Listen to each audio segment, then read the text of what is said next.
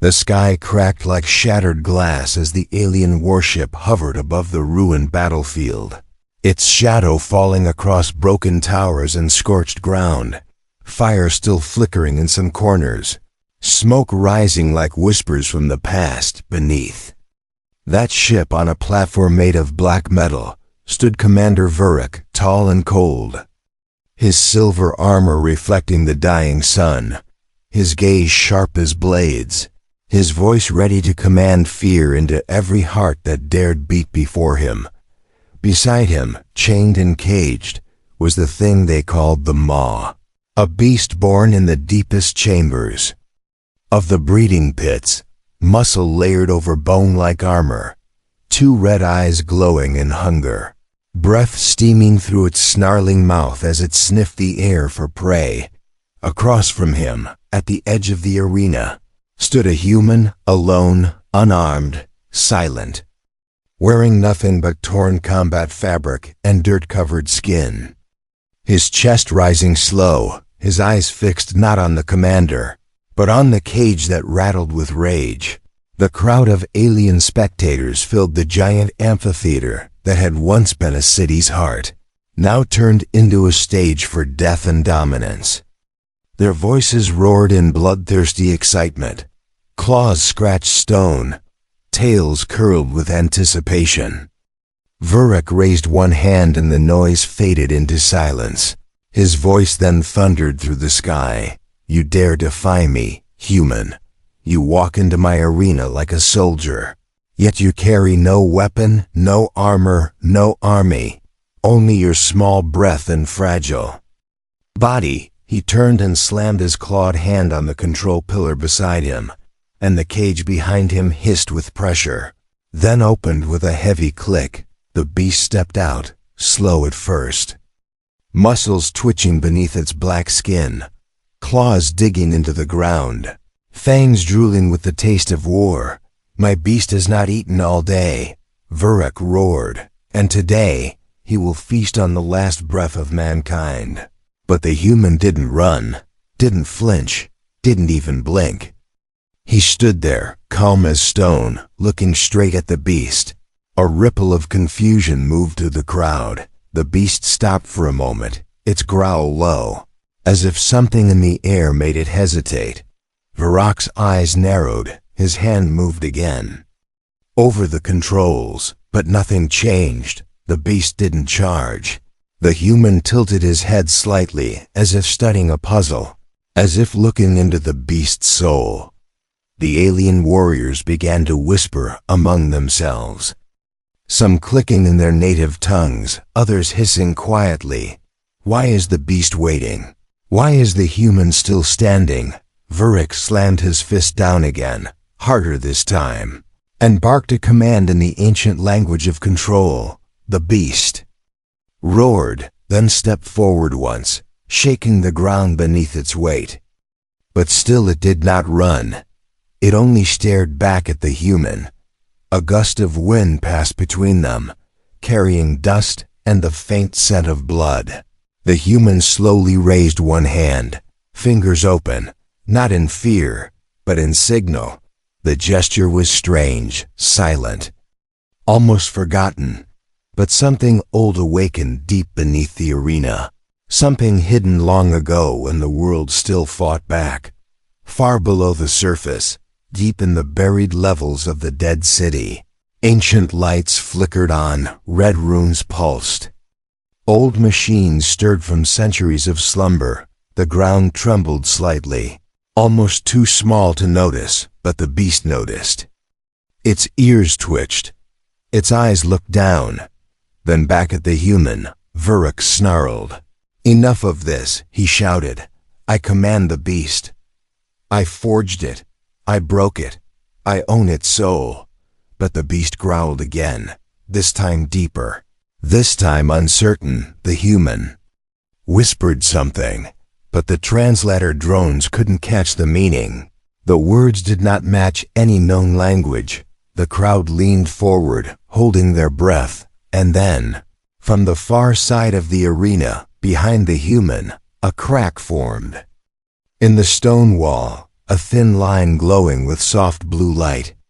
Pulsing slowly like a heartbeat, Varrock's eyes snapped to it. His voice rose. "What is that? Who is with you, human? What have you brought into my domain?" The human did not answer. He just stepped forward, 1 foot at a time, his eyes never leaving. The beast stayed still, breathing heavy, its body tense but unmoving. Then from the glowing crack came a deep hum, like a forgotten engine. And the crack widened just enough for something to slip through. A figure barely seen moved behind the stone, a shadow with eyes, watching, waiting. The human did not turn, did not react, as if he already knew it was there. Varrock shouted at his guards, "Seal the chamber, find that breach." But the hum grew louder, drowning his voice. And then, without warning, the stone shattered. Blue light poured out like fire, and the shadow stepped through fully, tall and narrow. Wrapped in dark armor with glowing lines down its arms, its face hidden beneath a helmet that seemed to breathe. The arena shook again, harder this time. Dust rained from above, and the spectators screamed, pushing back, crawling over each other. To escape, the beast roared, turning to face the new figure, its muscles ready to strike. But it paused, confused again. The human turned slightly, just enough to look at the armored figure. Then nodded once, small but sure. The armored one stepped closer, and the beast stepped back. Varrock stared in disbelief, his own monster retreating from a stranger, his arena falling apart, his voice lost under the growing hum and rising panic. The human looked at him then, for the first time truly looked at him, and in his voice was no fear, only cold truth. "It's not your beast that's hungry today." And as the armored figure raised its hand, as the ancient machines below the arena awakened fully, and the old world stirred once more, Varrock realized too late the human had not come to fight, he had come to feed. The dust still hung in the air as the glowing figure stood beside the human, silent and unreadable, the crack in the wall behind it still pulsing with soft blue light. The beast shifted its weight, its massive paws leaving deep prints in the stone. Its breath ragged, its red eyes locked on the armored shadow. Varrock clenched his fists, his sharp claws grinding against his gauntlets. His command had been broken, his beast had hesitated, and now another had entered his arena without permission. Without fear, the crowd had gone quiet, no roars, no cheers. Only the sound of shifting bodies and uncertain murmurs. The human stepped forward slowly, each step firm, his eyes never leaving the beast. His posture calm, not arrogant, but steady like a mountain that had stood through storms. The beast growled louder, louder than before, but it did not charge, instead it backed away, just one step. Just enough for the watchers to feel something unnatural in the air. Varrock's second-in-command leaned close and hissed, "This is no ordinary human. Commander, something is wrong." Varrock snarled and snapped back. "He is alone. He is weak. His tricks will not save him when the beast decides to feed." But the beast did not look hungry anymore. It looked confused, torn between instinct and something it could not explain. The human lifted his right hand again, palm open, fingers relaxed, as if offering no threat, but the way he moved made it feel like a signal, ancient and powerful. The armored figure responded, stepping sideways, slowly circling around the beast. Its motion fluid, silent, watching the creature's every move like a predator watching another. The arena floor rumbled again, not from machines, but from tension, from something deeper, older, something even Varrock could not name. The human smiled, not wide, not proud, just enough to be seen, just enough to unsettle every warrior watching from the stands. He spoke, his voice low and steady. "I am not here by mistake. I was chosen. The stars do not whisper your name anymore, Varek. They scream mine." The translator drones hesitated, glitched, then repeated his words with metallic clarity. Varek growled deep in his throat. "Raise the second gate. Send in the infernos. If one beast won't finish him, the fire serpents will." The crowd gasped as another gate across the arena hissed open, heat pouring from within like the breath of a furnace, the scent of ash and death rolling into the air. From the dark tunnel came slithering bodies, long and scaled, their eyes burning like molten gold, their tongues tasting the smoke with hunger. The armored figure shifted, preparing for battle, but the human raised his hand again, just slightly, and the figure froze, obeying without question. The human looked at the fire serpents, and then back at the beast, and something in his gaze made the creatures pause, just for a moment. The first beast turned to face the newcomers, its growl rising, but not in rage, in warning. The crowd was stunned. No one had seen this before. A beast defending its prey, or perhaps defending something else, something it could feel but not understand. The human stepped closer to the fire serpents now. Slowly, with that same quiet strength, his voice calm as he spoke again. "You feel the old song, don't you? The call buried in your blood. It was not written by Varek. It was written by those who knew the stars before him, the fire serpents." Hissed, coiled, their bodies tense but their eyes locked on him. Not with hunger, but with uncertainty. The armored figure moved again, circling behind them, silent as smoke. Varek slammed his fist into the control pillar. Lights flashing red, warnings blaring. "This is nonsense. They are beasts. They obey me." But no one moved, not even his guards, not even his own officers, all frozen watching. The human walked forward again, standing now between the beast and the serpents, his voice rising just enough to be heard across the arena. "You trained them to kill, but you never listened to their hearts. You used fire and pain. But I bring memory. I bring the signal they forgot, they could hear." The fire serpents uncoiled slowly, lowering their heads, steam rising from their backs. Not in rage, but in surrender. The beast let out a single rumble, deep and low, then sat. Not out of exhaustion, but out of choice. The armored figure walked to the human side now, and the glow on its armor brightened. Lines of light running up its arms like veins filled with starlight. The human turned to face Varek directly now, his voice clear. "You built this arena to break men. But I am not here to be broken. I am here to remind your kind what fear feels. Like when it walks on 2 feet and smiles in silence." Varek shouted to his guards, to the crowd. "Someone, anyone, strike him down now." But no one moved, no one dared. The silence stretched, thick and heavy. The only sound was the steady breathing of the creatures who once belonged to Varek, and now knelt before someone else. The human looked at them once more, then nodded, and slowly, every creature bowed its head in return. And in that moment, everyone watching knew the balance had shifted, the rules had changed, and this was no longer Varek's arena. It belonged to the human, and he had not even lifted a finger to take it.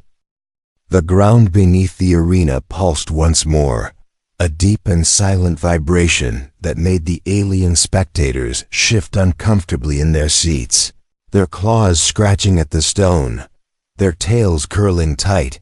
The lights above flickered with sudden static, and the sky turned a darker shade of red as the clouds twisted unnaturally, as if the very world could feel something rising from below. Varek stared down at the human, his breath loud, his chest rising with fury. But his eyes betrayed something else now, not just rage, but something colder, something he refused to name. The human stood between the kneeling beasts, calm as ever. His hands at his sides, his eyes half closed, like he was listening to something far below the surface. The armored figure beside him placed one foot forward, slow and firm, its glowing lines pulsing in rhythm with the Earth's heartbeat. "Commander," said the second-in-command again, his voice low and shaking, "we must retreat. This arena is not stable." "Something is waking up," Virak roared back. "Retreat is for the Kaltu. Broken, not for conquerors. This is my world, my beast, my fire. Nothing here moves without my command." But even as he spoke, the arena floor cracked slightly near the edge. A thin line of glowing blue light, slicing through the stone like a vein pulsing with ancient blood. From deep beneath, a low hum began to rise, a sound that didn't belong to any machine. It was older, heavier, the sound of something alive, something mechanical yet organic. The human opened his eyes and spoke softly. But the words echoed across the arena like thunder. "It remembers." The translator drones repeated him, confused, unsure how to translate something they didn't understand. The beasts surrounding the human began to grow restless, not with rage, but with something more like recognition, their heads turning toward the cracks, their bodies tensing, not to fight, but to bow. Virak raised his weapon, a plasma blade glowing with yellow flame. He pointed it straight at the human and shouted, "I will carve the truth from your corpse. I will end this here.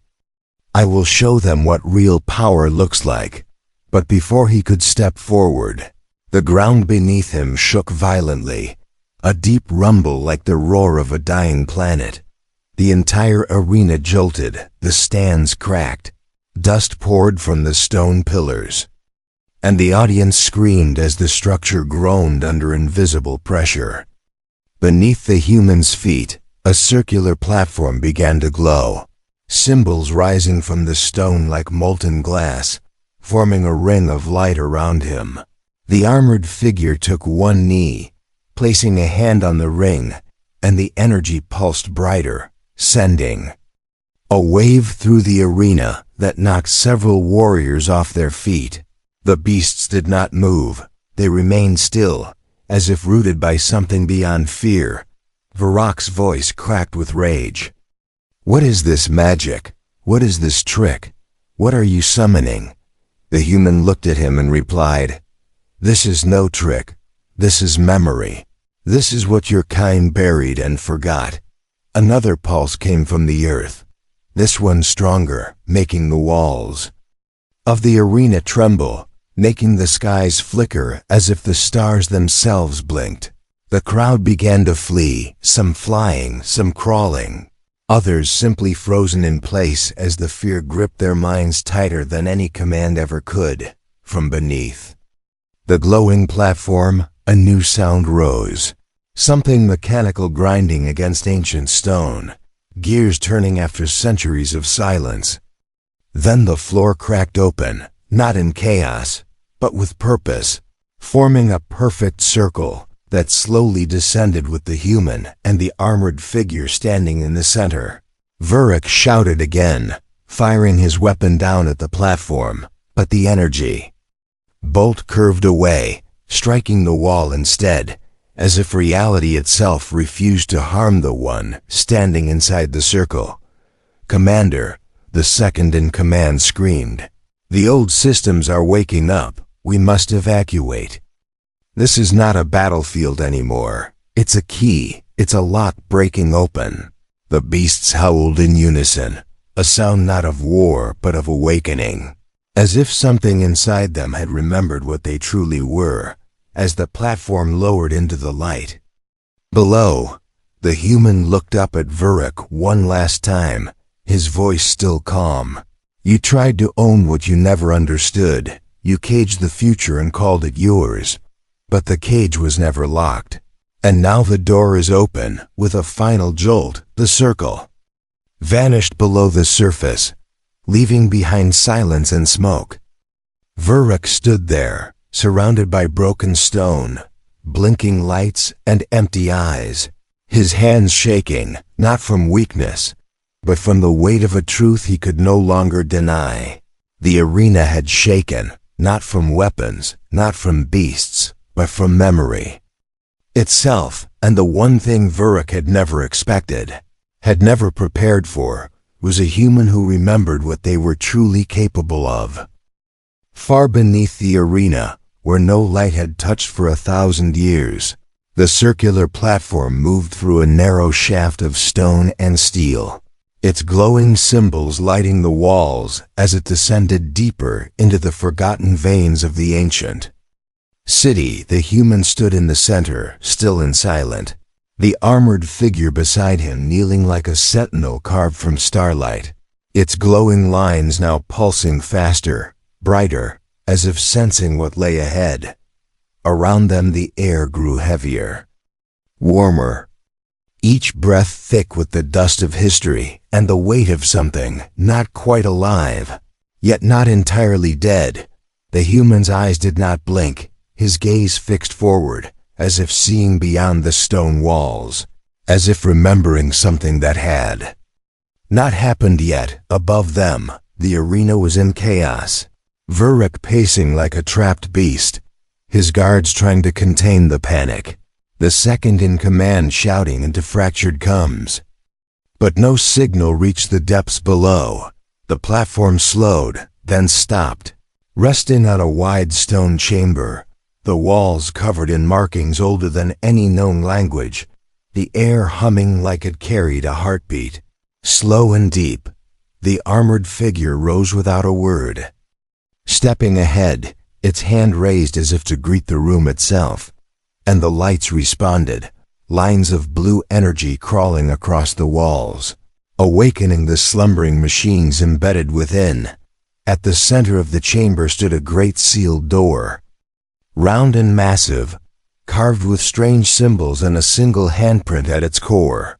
The human stepped forward, his pace even, his expression unreadable, and placed his hand onto the print. For a moment, nothing happened. Then the entire chamber shook gently, not from violence, but from recognition. The symbols on the door lit up one by one, and the seal opened with a hiss that echoed like thunder. In a tomb, beyond the door was darkness, thick and living, a space that swallowed light whole. And then something moved within it, slow, patient, ancient. The armored figure stepped aside, bowing slightly, and from the darkness came a shape, tall and coiled, covered in obsidian scales that shimmered like liquid metal, its eyes deep orange, flickering like twin stars. The second creature had awakened. Its body was long and serpentine, yet it moved like smoke, silent and graceful, as if gravity itself bent around it. The human stood still, showing no fear, only resolve. The creature circled around him once, not with hunger, but with curiosity, its massive head tilting slightly. "You remember me," the human whispered, and the creature's eyes blinked once. Slowly, high above, in the control tower, Vurek stared at the readings on the ancient monitor, lines of alien code scrolling faster than he could read, the system showing life signs that made no sense. He shouted at his crew, asking what they were seeing, what had awakened, but no one answered. Their faces pale, their voices gone. The second in command finally spoke. "The signal is older than us, Commander, older than this planet. It has been waiting for him, not for us, never for us." Vurek slammed his clawed fist against the console. "I will not lose to a human, not to a soft-skinned prey animal. This world is mine, it bows to me." But his words fell empty into the silence. As the readings changed again, a new shape forming on the screen. Not the beast they had bred, not the fire serpents they had twisted into weapons, but something else, something untouched by war and science. Back in the chamber, the second creature lowered its head, placing it gently beside the human's shoulder. The armored figure stepped closer and placed its hand upon the creature's back, and the glow from its armor transferred into the scales. Filling them with radiant light, the chamber itself began to change, stone folding into metal, metal folding into light, as if the very room had become aware of its purpose again. The human turned toward the creature and spoke softly. "They took your name, they chained your kind, but I bring it back, not with force, but with truth." And in response, the creature let out a low hum, a vibration that shook the chamber and echoed. Up through the tunnel above, the entire arena shook again, dust pouring from the cracks, fires dying as the machines lost control, and the sky flickered between red and gold. The crowd screamed, scattering like insects, and Vuruk stood frozen, watching the walls of his fortress glow with a light he could not command. Suddenly the ground beneath him burst open, not with fire, but with wind, a great burst of air that carried a shape with it. The second creature rose from the earth, coiling upward like a living tower, its eyes locked on Vuruk. The human stepped out of the rising stone behind it, flanked by the armored figure. His expression still calm, still unbroken. Vuruk raised his blade with both hands and shouted, "Into the wind, you dare bring this monster against me. I made monsters before you were born." But the creature only blinked, unmoved by his rage. The human walked forward slowly, his voice like steel wrapped in velvet.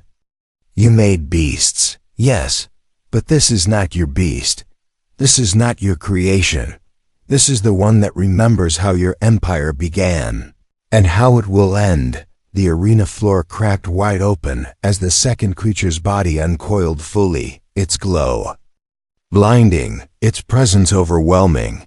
Even the first beast, once loyal to Vuruk, bowed low before it, as did the fire serpents, and every living thing in the arena fell silent.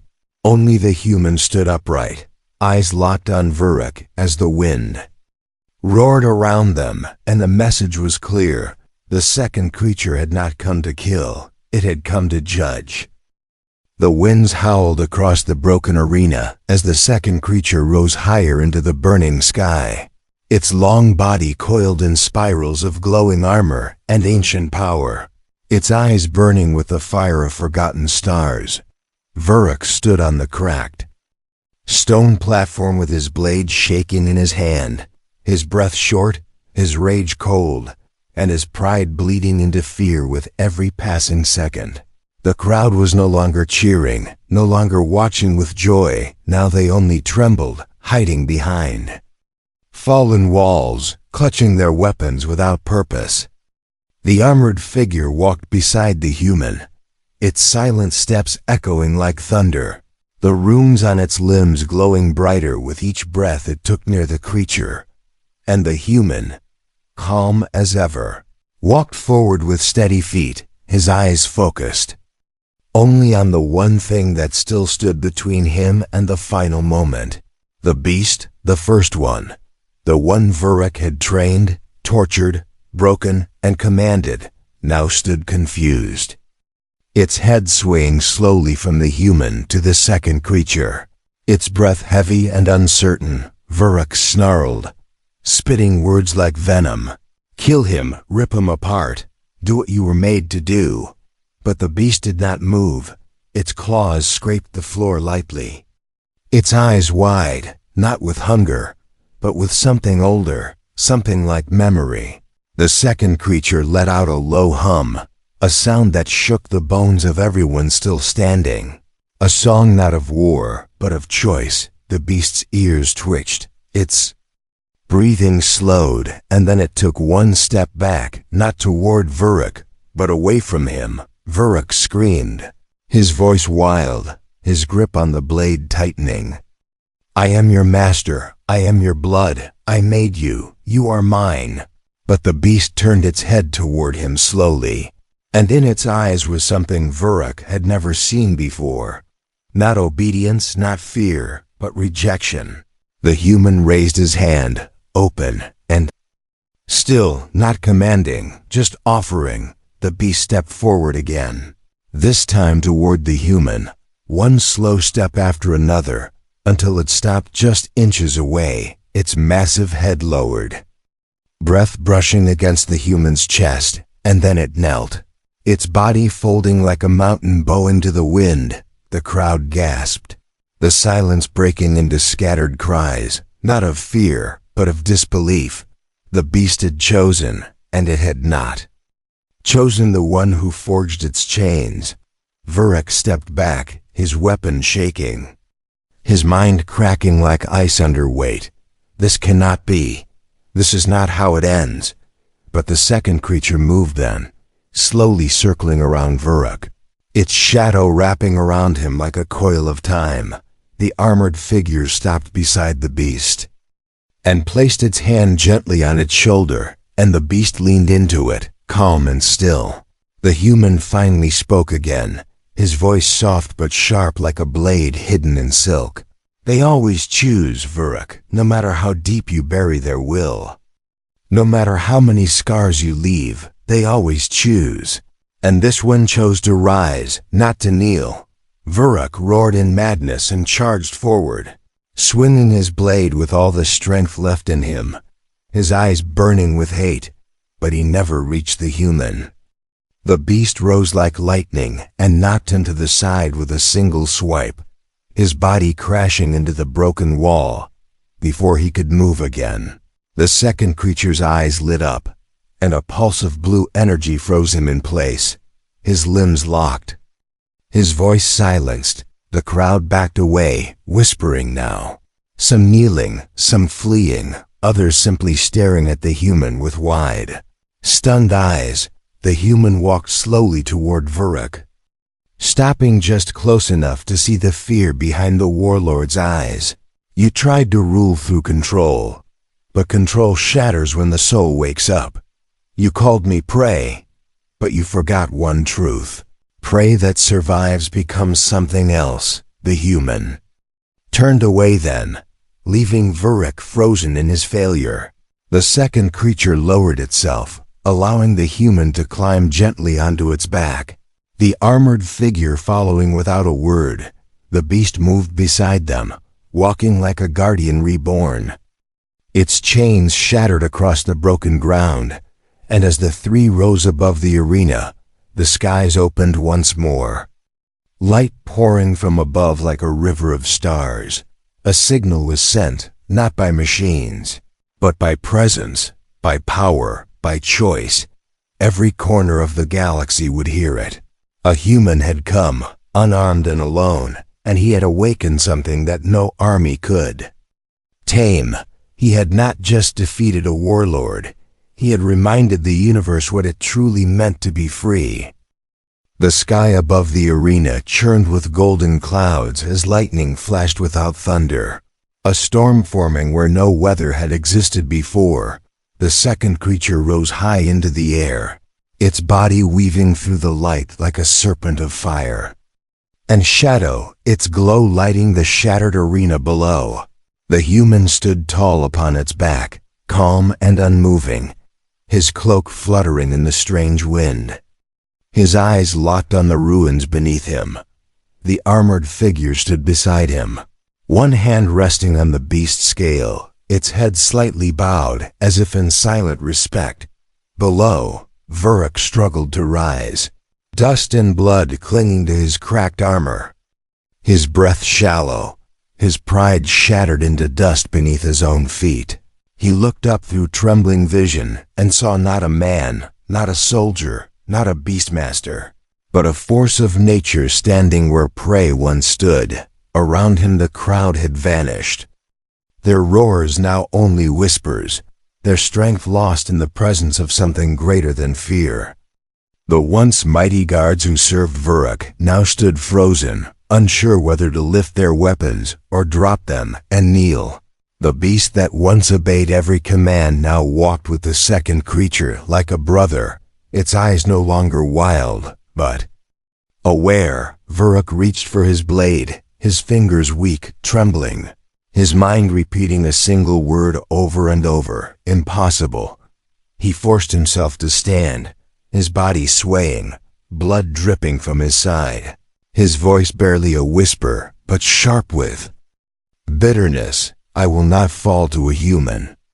The human stepped down from the creature's back as the stone beneath him shifted, reshaping into a path of light that led straight to Vurek.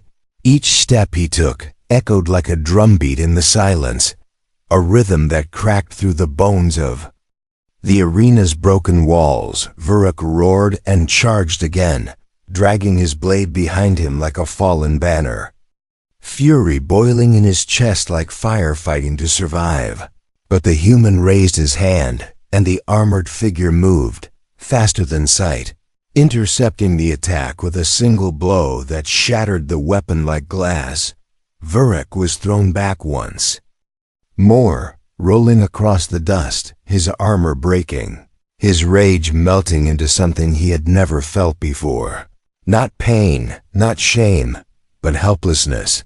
The second creature landed beside the human, its body curling around the edges of the battlefield like a ring of living judgment, its eyes glowing brighter than ever.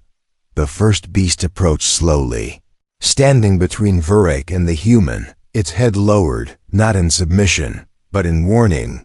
The human stopped just a few steps away, looking down at the warlord who had once ruled half the sector, who had burned cities for fun and enslaved species without blinking. He knelt slightly, not in respect, but in finality, his voice low but clear. You could never understand, Vurek. You thought chains were the answer, that control was strength, that power came from fear, but real power lives in what cannot be controlled, in what rises when broken, in what refuses to kneel no matter the pain. Vurek reached out weakly, his eyes wide, his voice barely a whisper. What are you? The human stood, his shadow falling across Vurek's face like a curtain closing on a dying performance.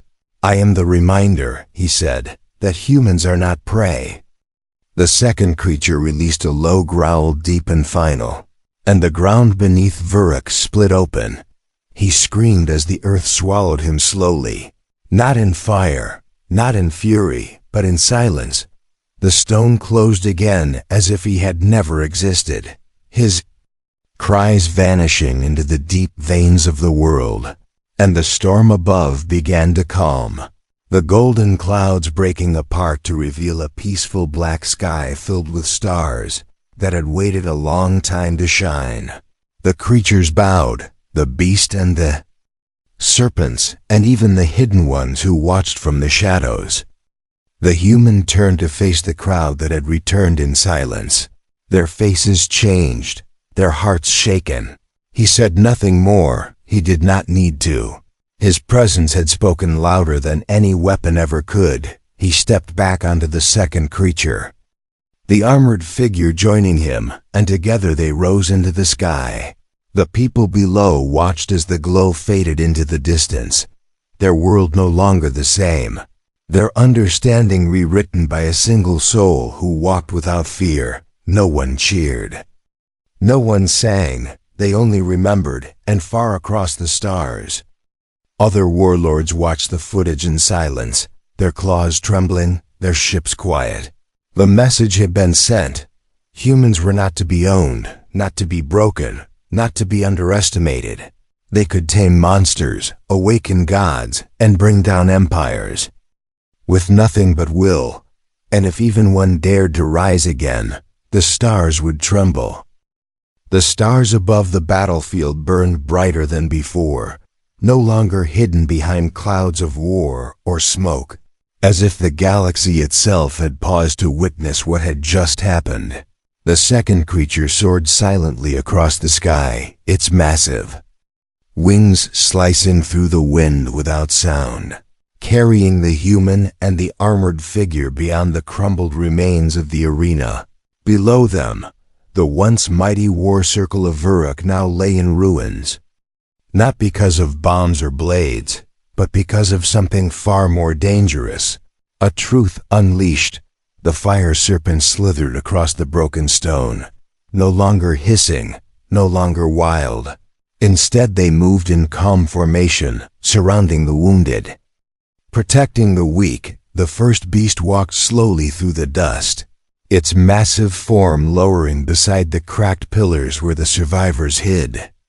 Its breath steady, its growl gone, its body language saying one thing: peace and the people. Those who had come to see blood and battle now knelt in quiet awe, their voices hushed, their eyes on the sky, waiting for something they didn't understand.